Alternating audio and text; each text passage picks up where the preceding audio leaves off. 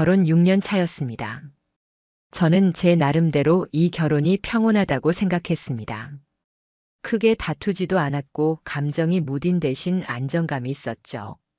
불같던 사랑은 어느새 사라졌지만 함께 밥을 먹고 같은 공간에서 하루를 마무리하는 일상이면 충분하다고 믿고 있었습니다. 아내는 조용한 사람이었습니다. 말수가 많지도 않고 애교를 부리는 타입은 더더욱 아니었죠. 하지만 그런 점이 오히려 저를 편안하게 했습니다. 과한 감정 표현 없이도 서로의 존재를 느끼는 관계, 그것만으로도 괜찮다고 생각했습니다.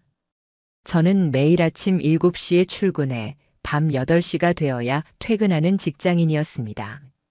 반면 아내는 집에서 콘텐츠 번역 일을 하고 있었기에 하루 대부분을 집 안에서 보냈죠. 그 조용한 공간을 채우는 건 그녀의 손끝에서 나오는 단어들 뿐이었고, 저는 그런 아내를 늘 성실하다고 생각했습니다.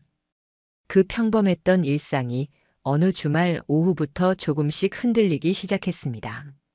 그날 거실 소파에 앉아 있던 아내가 핸드폰을 뒤집어 놓고 무언가를 듣고 있는 모습이 눈에 띄었습니다. 처음엔 별 생각 없이 물었습니다. 뭐 듣고 있어? 그녀는 짧게 웃으며 대답했습니다. 요즘 팟캐스트 들어. 사람 사는 이야기 같은 거. 처음엔 이해했습니다. 번역 일을 하면서 스트레스를 받으니 누군가의 이야기를 듣는 게 위안이 될 수 있다고 생각했습니다. 저 역시 야구 하이라이트 영상을 보며 하루를 정리하곤 했으니까요. 그래서 가볍게 넘겼습니다. 그래. 듣고 싶은 거 들어. 요즘 많이 피곤했잖아.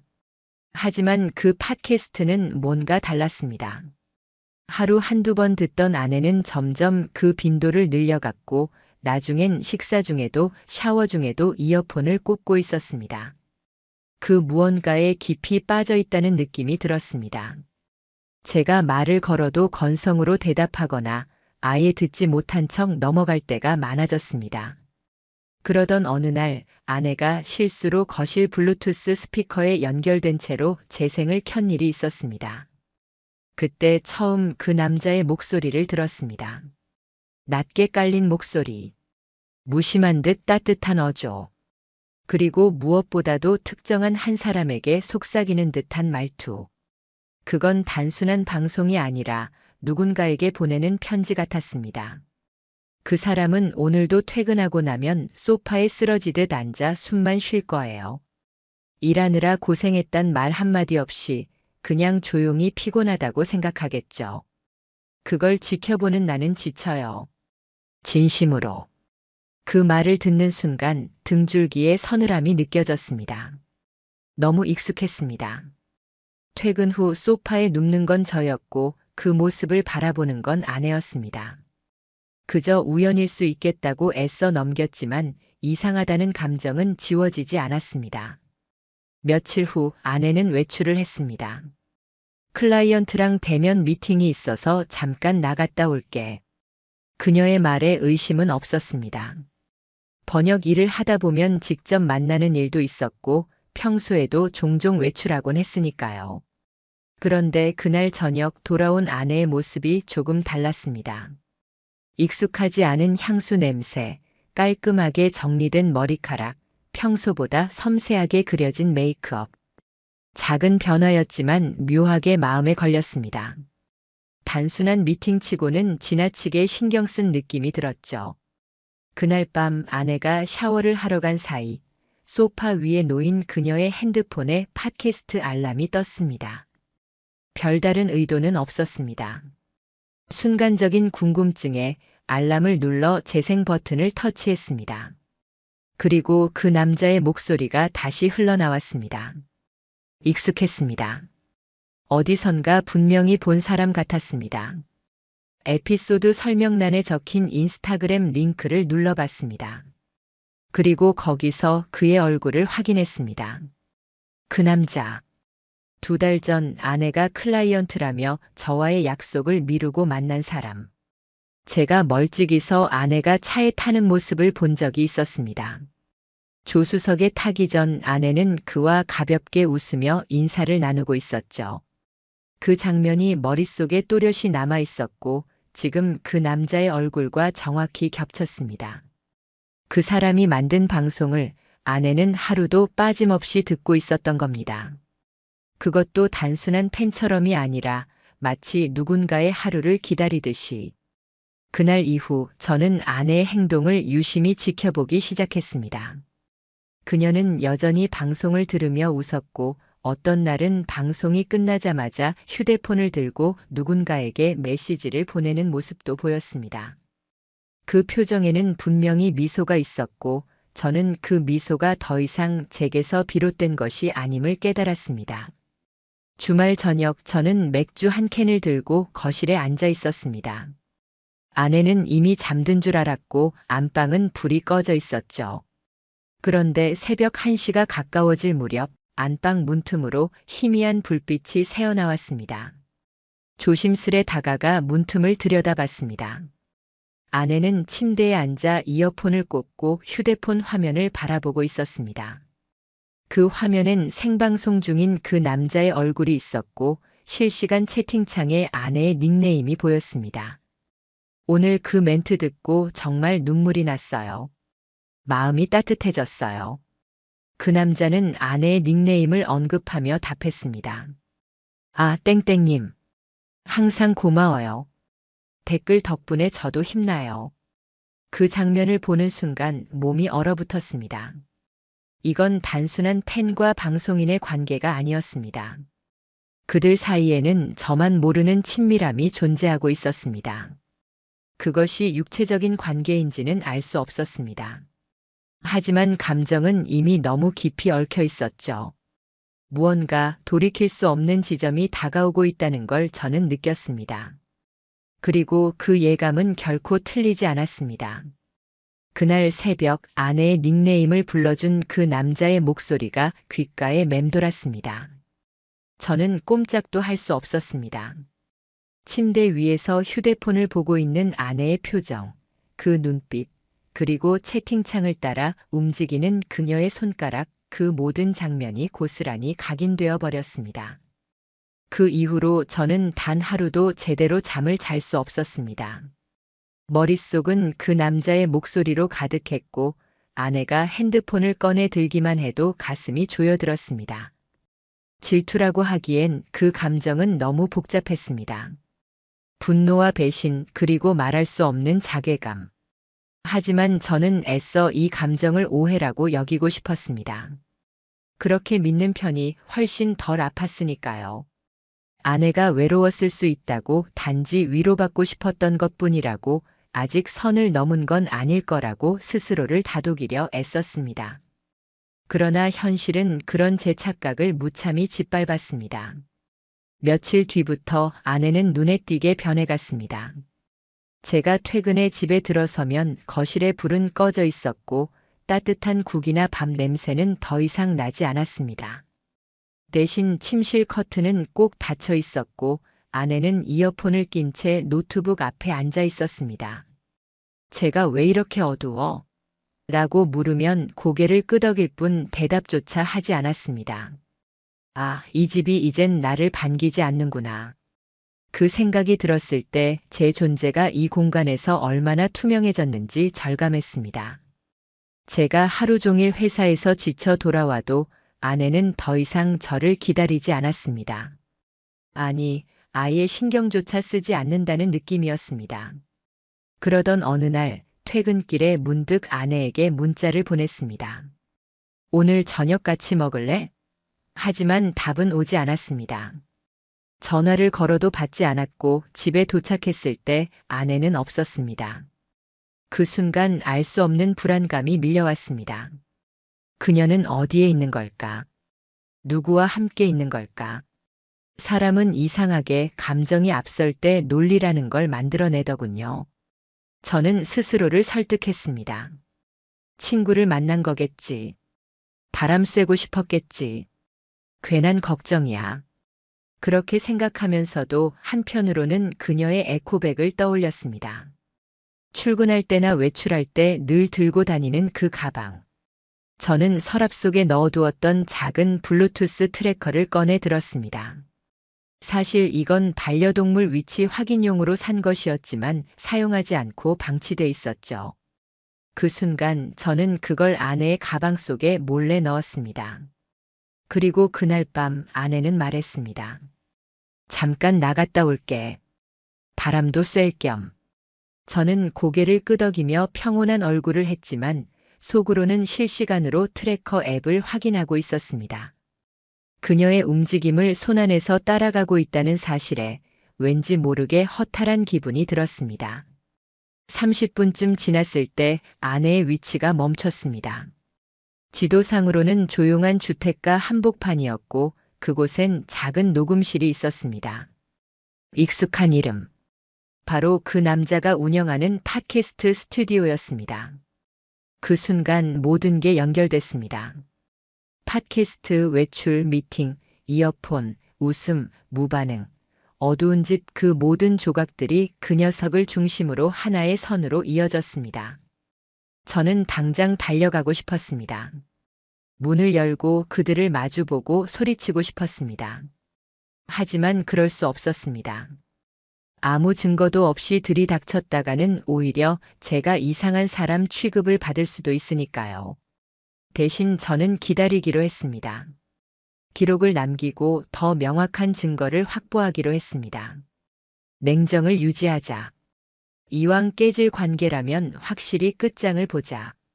며칠 후 또다시 아내는 같은 시간에 외출을 했고 저는 택시를 타고 그 위치로 몰래 따라갔습니다. 도착하니 그녀는 그 스튜디오 앞에 서 있었습니다. 잠시 후 그 남자가 나타났고 두 사람은 눈을 마주치며 웃었습니다. 아내는 그의 어깨를 살짝 치며 인사를 했고 그 남자는 익숙하다는 듯 문을 열어주었습니다. 그 광경을 보며 저는 숨을 참았습니다. 이건 그냥 팬과 호스트의 관계가 아니었습니다. 누가 봐도 정서적 거리가 지나치게 가까웠습니다. 돌이킬 수 없다는 걸 느꼈습니다. 이미 그들의 세계 안에서 저는 배제되어 있었습니다. 집에 돌아온 아내는 아무렇지도 않게 말했습니다. 오늘 바람 쐬니까 좋더라.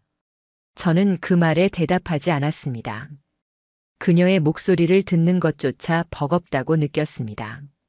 아니, 이제는 그 목소리마저 그 남자의 말투와 겹쳐 보이기 시작했습니다. 며칠을 고민한 끝에 저는 변호사 사무실을 찾았습니다. 녹음실 위치 정보, 사진, 문자, 팟캐스트 캡처본을 들고 갔습니다. 변호사는 자료를 찬찬히 살핀 뒤 조용히 말했습니다. 이건 정서적 외도의 수준을 넘었습니다. 반복성, 장소, 표현 방식까지 종합하면 명백한 불륜입니다. 그 말을 듣는 순간 저는 눈앞이 아득해졌습니다. 결혼 생활이 무너지는 건 단순한 상상이 아니었습니다. 이건 현실이었고 이제부터는 법의 언어로 말해야 할 시간이었습니다. 하지만 저는 곧 결심했습니다. 감정으로 끝낼 수는 없다. 증거가 전부인 싸움이라면 철저히 수집하자. 그리고 이 모든 진실을 아내의 눈앞에 펼쳐 보이자. 그녀가 부정할 수 없도록. 그날 이후로 저는 매일 밤 조용히 그녀의 휴대폰을 살폈습니다. 아내는 여전히 비밀번호 없이 핸드폰을 두었고 그건 저에 대한 신뢰인지 아니면 무신경함인지 모를 일이었습니다. 메신저, 메모장, 사진첩, 심지어 브라우저 히스토리까지 확인했지만 처음엔 별다른 단서는 보이지 않았습니다. 하지만 오픈 채팅방 탭을 발견한 순간 모든 게 달라졌습니다. 방 이름은 그 팟캐스트 이름과 동일했습니다. 열어보니 그 안은 두 사람의 말로 가득 차 있었습니다. 오늘 그 장면 우리 얘기였지? 그 사람이랑 밥 먹을 때 내가 했던 멘트 그대로였잖아. 오늘도 모른 척 잘 넘어갔어. 바보 같지? 제 존재는 그 방 안에서 조롱의 대상이었습니다. 아내와 그 남자는 자신들만의 은어와 코드로 저를 우습게 여겼고 그들은 그것을 사랑이라 부르고 있었습니다. 저는 그 모든 대화 내용을 캡처해 외장 메모리에 저장했습니다. 그리고 다시 변호사에게 연락을 했습니다. 이 관계의 실체를 더는 감정으로 설명할 수 없었습니다.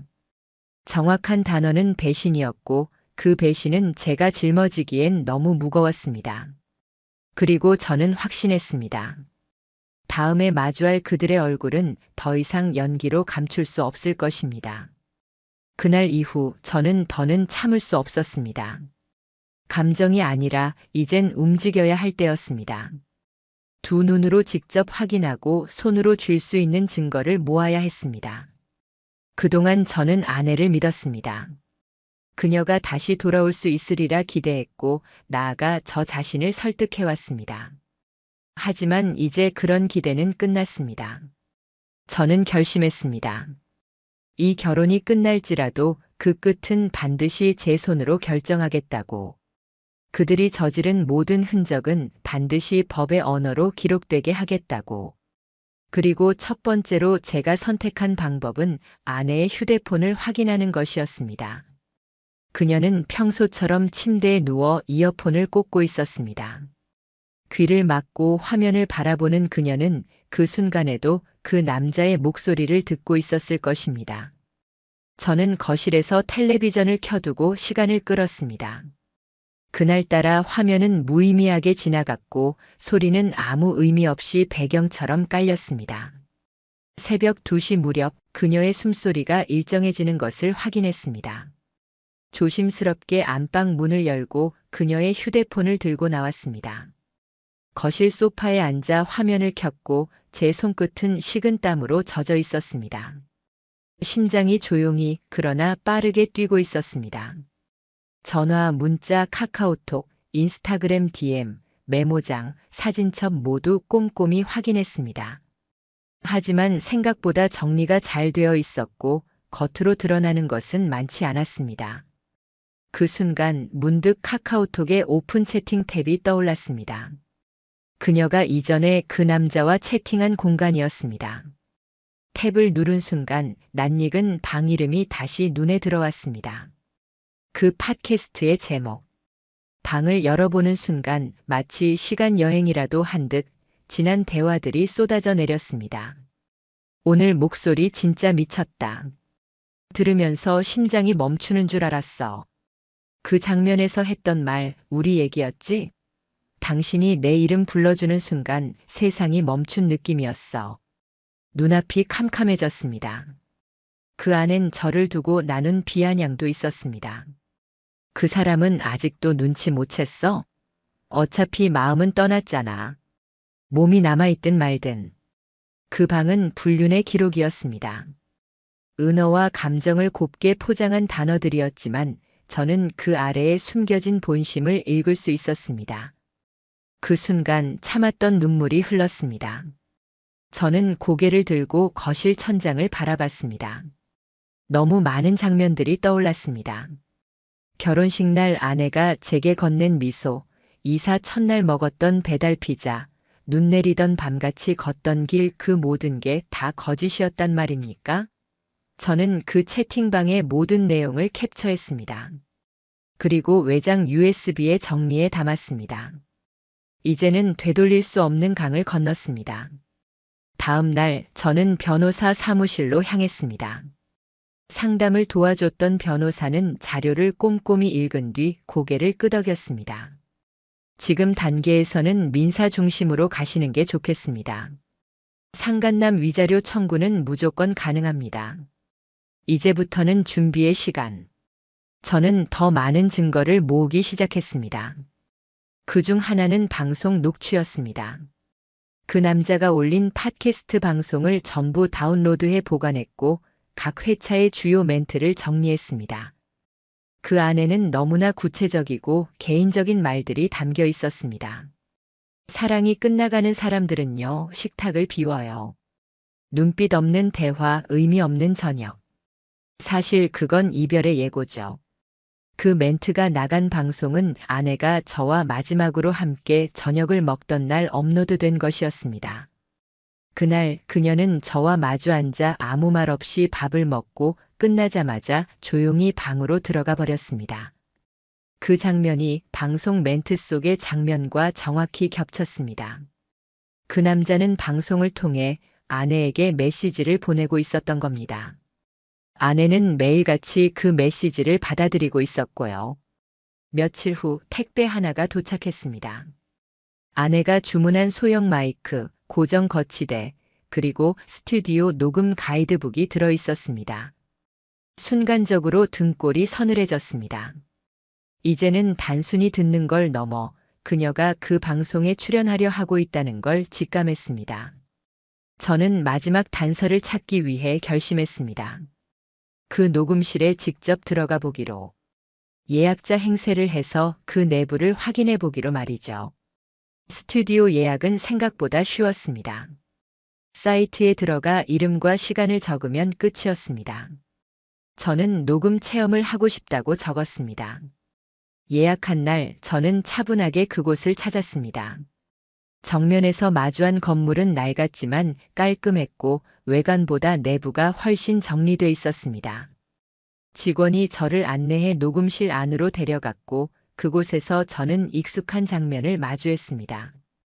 벽에는 폴라로이드 사진 몇 장이 붙어 있었고 그중 두 사람이 나란히 웃고 있는 사진도 있었습니다. 분명히 아내였습니다. 그 남자의 어깨에 기대어 웃고 있는 아내. 설명을 듣는 척하며 저는 조용히 사진을 찍었습니다. 그리고 내부를 구석구석 눈에 담았습니다. 그날 돌아오는 길. 저는 아무 말도 하지 않았습니다. 오히려 마음이 고요해졌습니다. 모든 조각이 맞춰졌습니다. 이제는 이 퍼즐을 누군가에게 보여줄 시간만 남았습니다. 그 누군가가 아내든 법원이든 상관없었습니다. 그들은 이제 피할 수 없습니다. 제가 모은 증거는 말보다 강했고 거짓보다 단단했습니다. 곧 그들을 정면으로 마주할 날이 올 것입니다. 그리고 그날 저는 그 누구보다 차분한 얼굴로 앉아 있을 것입니다. 그날을 기다리며 저는 하나씩 준비를 마쳐갔습니다. 소송을 시작하기로 결심한 날 밤 저는 아주 이상하게도 마음이 가벼웠습니다. 누구에게도 연기하지 않아도 된다는 게 이렇게 편안한 일이었는지 그제야 알았습니다. 더는 모르는 척 웃지 않아도 됐고 더는 질투심이라며 제 감정을 감추지 않아도 됐습니다. 저는 피해자였습니다. 누군가의 욕망과 자기 위안 속에서 조용히 망가져가던 사람. 그리고 이제 그 사실을 있는 그대로 보여줄 차례였습니다. 변호사는 신속하게 움직였습니다. 상간남의 주소지를 확인했고 불륜 증거 자료와 함께 위자료 소장을 정식으로 송달했습니다. 청구 금액은 3천만 원. 하지만 돈은 중요하지 않았습니다. 저는 그 문서를 통해 그에게 말하고 싶었습니다. 당신이 망가뜨린 건 단지 한 남자의 일상이 아니라 믿음이었고 기억이었고 한 사람의 존엄이었다고. 이틀 뒤 아내의 태도가 확연히 달라졌습니다. 그전까지 저와 눈도 잘 마주치지 않던 사람이 그날따라 저녁을 차려주며 묻더군요. 요즘 무슨 일 있어? 요즘 이상해 보여서. 저는 말없이 고개만 저었습니다. 그녀는 조금 더 다가와 말을 이었습니다. 힘든 일 있으면 말해. 도와줄 수 있는 거 있으면. 내가 그 말이 끝나기도 전에 저는 속으로 웃고 있었습니다. 이제 와서 갑자기 따뜻한 척이라니. 이미 소장이 그의 손에 닿았겠구나. 모든 퍼즐이 그렇게 또 하나 맞춰졌습니다. 며칠 후 아내는 다시 말했습니다. 내일 녹음이 있어서 잠깐 다녀올게. 저는 아무렇지 않게 대답했습니다. 그래. 조심히 다녀와. 그녀가 나간 뒤 저는 천천히 준비했습니다. 휴대폰, 카메라, 노트, 녹음된 증거. 그리고 마지막으로 오늘을 위한 인내심. 30분 후 저는 아내의 뒤를 밟아 녹음실이 위치한 동네로 향했습니다. 그 건물 근처의 작은 카페. 창문에서 정확히 보이는 각도로 자리를 잡았고 곧 아내가 모습을 드러냈습니다. 그녀는 가벼운 옷차림에 늘 쓰는 백팩을 메고 평소보다 얼굴이 더 가벼워 보였습니다. 그리고 그 남자도 나타났습니다. 둘은 자연스럽게 인사를 나누었고 잠시 후 문이 닫혔습니다. 그 모습을 카메라에 담았습니다. 그 순간 숨이 깊게 들이마셔졌습니다. 한때는 이 사람이 내 아내였다는 사실이 믿기지 않았습니다. 그날 밤 아내는 아무 일도 없었다는 듯 집에 들어왔습니다. 그리고 식탁에 앉아 말했습니다. 우리 대화 좀 할까? 요즘 너무 서로 말을 안 하는 것 같아서. 저는 고개를 끄덕였습니다. 그리고 말했습니다. 그래. 그럼 솔직하게 얘기해보자. 그녀는 살짝 당황한 듯 고개를 들었습니다. 그 시선을 피하지 않고 저는 하나씩 책상 위에 올려놨습니다. 녹음실 사진, 오픈 채팅 캡처, 녹취록 정리 파일, 그리고 마지막으로 상간남에게 송달된 소장 복사본. 그녀의 표정이 순식간에 하얗게 변했습니다. 입을 틀어막으며 숨을 고르더니 결국 떨리는 목소리로 말했습니다. 이건 아니야. 정말 그 사람하고 그런 관계는 아니었어. 그냥 위로가 필요했던 것뿐이야. 저는 조용히 눈을 마주 보았습니다. 말하지 않아도 표정 하나로 거짓이란 걸 알 수 있었습니다. 오해라면 법정에서 풀면 되겠네. 그 말을 하자 그녀의 얼굴이 일그러졌습니다. 방으로 들어가더니 몇 분 뒤 울면서 나왔습니다. 내가 미쳤었나 봐. 당신이 너무 바쁘니까 너무 외로우니까 그냥 누군가의 말이 위로가 돼서 처음엔 그냥 팬이었는데 점점 그녀의 눈물 앞에서 잠시 흔들릴 뻔했습니다. 하지만 저는 다짐했습니다. 이제는 흔들리지 말자. 지금 와서 후회해도 소용없어. 내가 뭘 느꼈는지가 아니라 내가 뭘 겪어왔는지가 중요해. 며칠 후 상간남 측에서 연락이 왔습니다. 합의금 500만 원. 그리고 이런 메시지가 담겨 있었습니다. 그녀와 감정적 교류가 있었던 건 사실입니다. 하지만 육체적인 관계는 없었습니다. 단지 비즈니스 파트너로 함께 작업했을 뿐입니다. 소송은 이미지에 큰 영향을 미치기에 원만한 해결을 원합니다. 저는 웃었습니다. 공적 방송이라는 플랫폼을 통해 사적인 감정을 암호처럼 전파해놓고 이제 와서 이미지 타격을 걱정한다고? 그 말에 저는 단호히 거절했습니다. 오히려 변호사에게 요청했습니다. 음성 분석 전문가를 통해 방송 멘트 중 불륜을 암시하는 내용들을 정리하자고. 그리고 그 자료들을 소장 보완 자료로 제출했습니다. 그날 이후 아내는 거의 말을 하지 않았습니다. 집에서도 눈도 마주치지 않았습니다. 그리고 어느 날 밤 10시 초인종이 울렸습니다. 현관 앞에는 그 남자가 서 있었습니다. 간절하게 말하더군요. 한 번만 얘기합시다. 진짜 이건 오해예요. 이렇게 끝내면 안 됩니다. 저는 문을 열지 않았습니다. 그 목소리를 다시 듣는 것만으로도 속이 뒤틀렸습니다. 아내는 방 안에서 벌벌 떨며 문 뒤에 서 있었습니다. 그녀는 아무 말도 하지 않았고 그도 결국 포기하고 돌아갔습니다. 다음 날 저는 아파트 관리사무소에 요청했습니다. 그 남자의 접근 금지 요청서를 정식 제출했고 접근 시 경고 조치를 취해달라고 했습니다. 이제 그들의 감정놀이는 법과 기록이라는 현실 앞에서 부서지기 시작했습니다. 감정에 기반한 판타지는 현실에 취약하다는 걸 그들도 뼈저리게 느끼고 있을 겁니다. 그리고 저는 차분하게 다음을 준비했습니다. 이제 끝을 정리할 시간.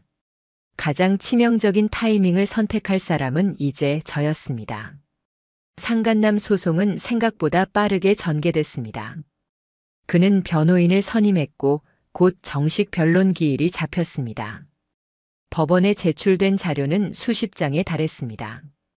그 안엔 제가 수집한 팟캐스트 방송 녹취록, 오픈 채팅 대화 캡처, 녹음실 출입 CCTV, 그리고 그들이 주고받은 특정 방송 멘트와 당일자 메시지 기록이 나란히 정리되어 있었습니다.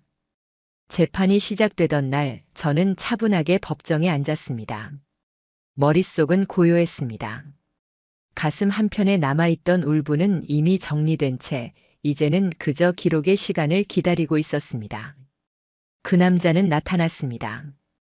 정장을 입고 고개를 숙이며 들어온 그의 얼굴은 초췌해 보였습니다. 그의 변호인은 이 사건은 명백한 사적 감정의 과장일 뿐 실제 혼인 파탄에 이르렀다고 보기는 어렵다고 주장했습니다. 하지만 제 변호사는 준비된 자료를 하나씩 제시했습니다. 첫 번째 증거는 방송 멘트와 사적 대화의 연결성이었습니다. 그녀는 항상 눈으로 말합니다. 남편은 그 눈을 읽지 못했겠죠. 하지만 저는 느낄 수 있었어요. 이 멘트가 포함된 에피소드의 방송 날짜는 그 남자가 아내와 나란히 녹음실을 출입한 날과 동일했습니다. 다음 증거는 오픈 채팅 속 메시지였습니다. 오늘 그 말 방송에서 그대로 해줘서 고마워. 그 장면 완전 우리 얘기였어. 그는 말했습니다. 모든 표현은 창작적 각색이며 특정인을 지칭한 것이 아닙니다. 그러나 판사는 물었습니다. 창작이라면 왜 대화와 방송 내용이 이토록 정확하게 일치하나? 그는 더 이상 답하지 못했습니다. 재판은 그렇게 흘렀습니다.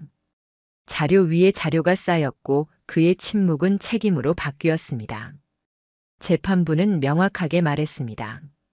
상간남은 혼인관계가 유지 중인 여성과 정서적으로 과도하게 얽힌 관계를 지속하였고 그 감정을 방송이라는 공공매체를 통해 암시적으로 노출시켜 원고의 정신적 고통을 가중시켰습니다. 판결 상간남은 피고에게 위자료 2,500만 원을 지급할 것. 청구액보다 약간 낮았지만 그보다 더 큰 건 판결문에 새겨진 문장이었습니다. 그것이 그의 사회적 낙인이 될 거란 걸 저는 알고 있었습니다. 며칠 후 그의 팟캐스트 채널은 비공개로 전환됐습니다. 수백 개의 에피소드는 모두 내려졌고 소셜 계정은 삭제됐습니다. 그가 운영하던 유튜브 댓글엔 이런 말들이 남겨졌습니다. 불륜 방송 잘 들었습니다. 마이크로 도덕을 팔던 사람이었네. 그 목소리 이젠 들으면 토할 것 같아요. 이미 세상은 알게 됐습니다. 그가 한 짓을 그리고 어떤 결과를 맞이했는지를요. 누군가는 말하더군요. 지방으로 내려갔다더라. 라디오 스태프로라도 취직해보려고. 하지만 전 더 이상 관심이 없었습니다. 어디서 뭘 하든 그의 이름은 이제 영원히 한 줄 낙인처럼 남을 테니까요. 이제 아내와의 일이 남아 있었습니다. 판결 며칠 후 그녀는 조용히 제게 다가와 무릎을 꿇었습니다. 잘못했어. 제발 한 번만 기회를 줘. 정말 미쳤었나 봐. 그 말에 저는 아무런 감정도 느끼지 못했습니다. 눈물도 떨림도 동정도 없었습니다. 너는 내 감정을 한 번이라도 물어본 적 있어? 내가 얼마나 참았는지 알아? 그녀는 말했습니다. 당신은 날 이해하지 않았어. 당신은 늘 일에만 빠져 있었고 나는 점점 사라지고 있었어. 그 사람은 나를 존재처럼 대해줬어. 그 말을 듣는 순간 저는 확신했습니다. 그녀는 후회하는 게 아니라 들통난 걸 두려워하는 중이라는 걸요. 저는 이혼 서류를 꺼내 들었습니다. 그녀는 아무 말 없이 한참을 바라보았습니다. 그리고 결국 서명했습니다. 짐을 싸서 나가는 그녀는 말했습니다. 나는 진심이었어. 너한테 미안해. 하지만 그 말은 아무 의미도 없었습니다. 이미 모든 진심은 깨졌고 그 조각들은 되돌릴 수 없었으니까요. 그렇게 그녀는 떠났습니다. 남은 건 저 혼자였습니다. 몇 달 후 저는 완전히 새로운 동네로 이사했습니다. 직장도 바꿨고 모든 물건과 습관도 정리했습니다. 무엇보다도 제 삶에서 거짓과 위선, 그리고 기억의 잔재는 하나도 남기지 않았습니다. 어느 날 포털 실시간 검색어에 익숙한 이름이 떠올랐습니다. 한때 불륜 논란에 휘말렸던 전직 진행자 A씨, 방송 복귀 시도 중 그 뉴스의 댓글창엔 또 이런 말이 가득했습니다. 복귀? 아직도 목소리로 장난칠 자격 있다고 생각하나? 그 목소리 들으면 피곤해져요. 이제는. 그걸 보며 저는 조용히 웃었습니다. 그들은 지금 자기가 뿌린 씨를 수확하고 있는 중이니까요. 저는요, 이제 팟캐스트를 켜지도 않습니다. TV 소리도 줄였습니다. 어쩌면 이 조용한 집이 가장 큰 위로인지도 모르겠습니다. 그리고 저는 매일 스스로 다짐합니다. 다신 나 자신을 버리면서까지 누군가를 지키지 않겠다. 이제 제 삶의 중심엔 오직 나만 있습니다.